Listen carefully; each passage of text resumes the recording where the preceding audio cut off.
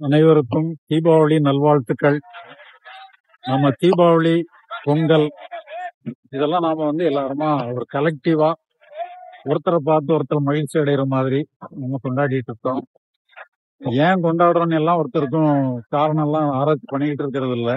ஒரு மகிழ்ச்சியை ஷேர் பண்ற மாதிரி நம்ம ஷேர் பண்ணிட்டு இருக்கிறோம். இப்போ இதுல நம்ம தெரிஞ்சுக்கிட வேண்டிய ஒரு மெசேஜ் என்ன பாத்தீங்கன்னு சொன்னா, நம்ம நல்ல சூழ்நிலையில இருக்கும். ஆனா அதே நேரத்துல அது நல்ல சூழ்நிலையில இருந்தாலும் கூட சில தேவையில்லாத சிந்தனைகள் நம்ம டார்ச்சர் பண்ணும்.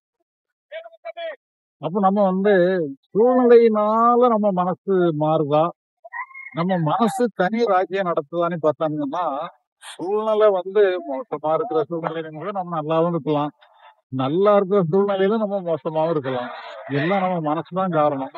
அதனால மனசுனுடைய இம்பார்ட்டன்ஸை புரிஞ்சுக்கிட்டு, ஏன்னா அது நம்ம கையில தான் இருக்கு. சூழ்நிலை கூட நம்ம கையில இல்லாம இருக்கும்.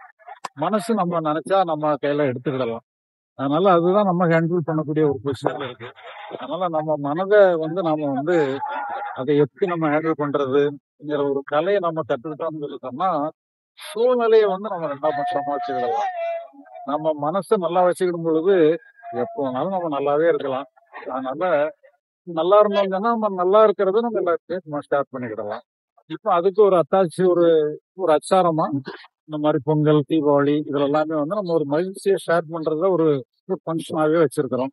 அதனால இந்த ஒரு நல்ல நாள்ல நம்முடைய ஒரு மகிழ்ச்சியை ஷேர் பண்ற மாதிரி எல்லாருக்கும் இனிய தீபாவளி நல்வாழ்த்துக்களை தெரிவித்துக் கொள்கிறேன்.